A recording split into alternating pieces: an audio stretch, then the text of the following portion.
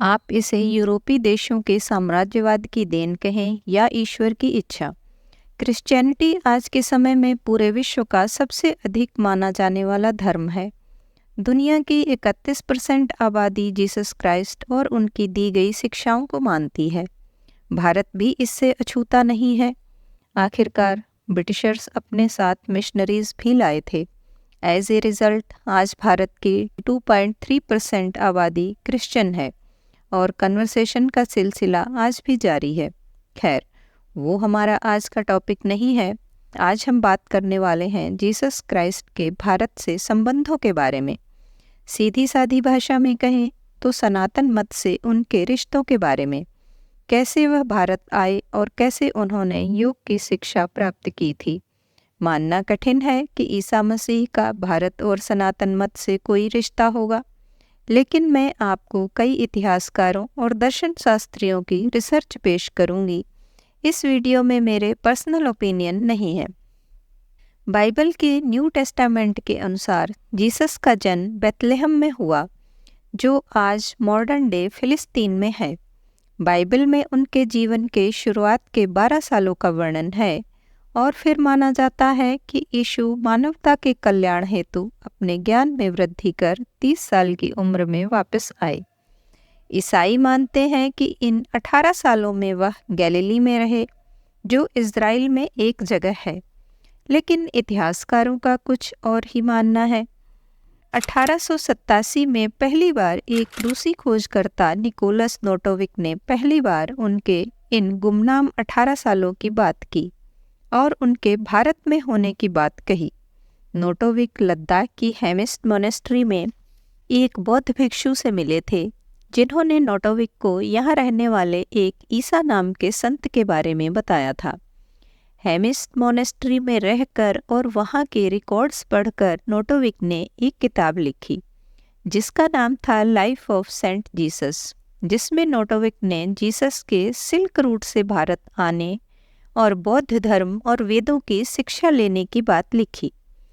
परमहंस योगानंद, जिन्होंने दुनिया को योग से अवगत कराया, वह अपनी पुस्तक the second coming of Christ में लिखते हैं कि कैसे जीसस ने कई साल उत्तर भारत में रहकर योगी चेतननाथ से योग की शिक्षा ली।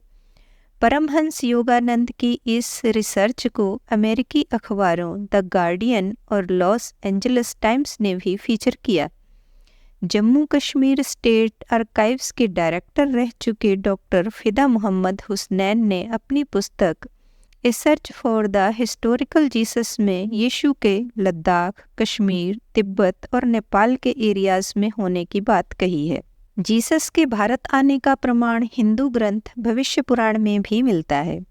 पुराण के अनुसार वहाँ के राजा शालिवाहन एक तपस्या में लीन संत से भेंट करते हैं और उनके बारे में पूछते हैं, जिसका जीसस जवाब देते हैं, मलेच्छ देश मसीहो हम समागत ईसा मसीह इति च मम नाम प्रतिष्ठितम, अर्थात मेरा नाम ईसा मसीह है और मैं मलेच्छ देश का मसीहा हूँ। इयान कॉर्डवेल की पुस्तक द फिफ्थ गॉस्पेल में भी जीसस के बाइबल के अनुसार कहे जाने वाले साइलेंट ईयर्स को भारत में बिताने की बात कही है। कॉर्डवेल और परमहंस योगानंद दोनों इस बात को सामने रखते हैं कि जीसस के गुरु चेतननाथ जी ही थे, जो नाथ संप्रदाय का हिस्सा थे। आपको बता दें कि नाथ संप्रदाय एक शैव संप्रदाय है, जिसके इष्ट महादेव हैं और संस्थापक गोरखनाथ हैं। भारत में इन 18 साल की शिक्षा के बाद जीसस यरूशलेम वापस चले गए और लोगों को ज्ञान की बातें बताने लगे, लेकिन 33 साल की आयु में यहूदियों ने उन्हें सूली पर चढ़ा दिया और यह मानकर कि उन्होंने अपनी देह का त्याग कर दिया है, उन्हें दफना दिया गया। लेकिन माना यह भी जाता है कि यीशु उस समय समाधि की अवस्था में थे। उस समय यीशु ने योग के प्रयोग से अपने प्राणों को सहस्त्रार्थ चक्र में समाहित कर लिया था, जिससे उनकी मृत्यु नहीं हुई और बाइबल में हमें उनके 3 दिन बाद पुनः जीवित होने का जिक्र मिलता है, जिनके नाम पर ईस्टर का त्यौहार मनाया जाता है।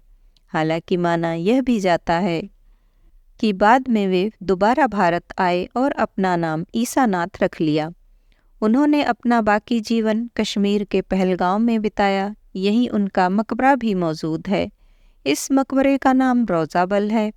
बीबीसी ने भी इस मकबरे को मद्देनज़र रखते हुए the hidden story of Jesus नाम की डॉक्यूमेंट्री बनाई है। इस्लाम मत को मानने वालों का कहना है कि ये कब्र उनके उपदेशक हज़रत यूसा आसिफ की है, लेकिन अधिकतर लोग इसे ईसा मसीह की कब्र मानते हैं। ऐसा इसलिए क्योंकि मुसलमानों की कब्र उत्तर दक्षिण दिशा में बनाई जाती है, लेकिन इस कब्र की दिशा पूर्व पश्चिम में है, जैसे हिंदू संतों की समाधियां होती हैं। कब्र के पास पैरों की छाप भी है, जिस पर कील के निशान हैं। शायद वही कील जो जीसस को क्रूसीफाई करते समय उनके पैरों में ठोके गए होंगे। इस मकबरे का सबसे पहला वर्णन 1747 में सूफी मोहम्मद आज़म ने अपनी पुस्तक तारीख आज़मी में लिखा है कि यह मकबरा एक विदेशी पैगंबर यूसा आसिफ का है। लेकिन लोकल लोगों के अनुसार यूसा आसिफ कोई और नहीं, यीशु, ईसा मसीह या जीसस क्राइस्ट ही हैं। अब इतने सारे प्रमाणों को झुठलाया तो नहीं जा सकता। कोई माने या ना माने, प्रमाण तो यही कहते हैं कि जीसस का भारत से गहरा संबंध था और यह संबंध उनके अंतिम समय तक बना रहा।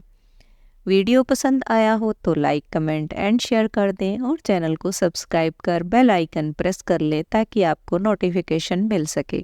मैं आपसे फिर मिलती हूँ किसी अन्य कहानी या जानकारी के साथ। तब तक खुश रहें, खुशियाँ बांटें, अपनों का साथ और प्यार आपको हमेशा मिलता रहे।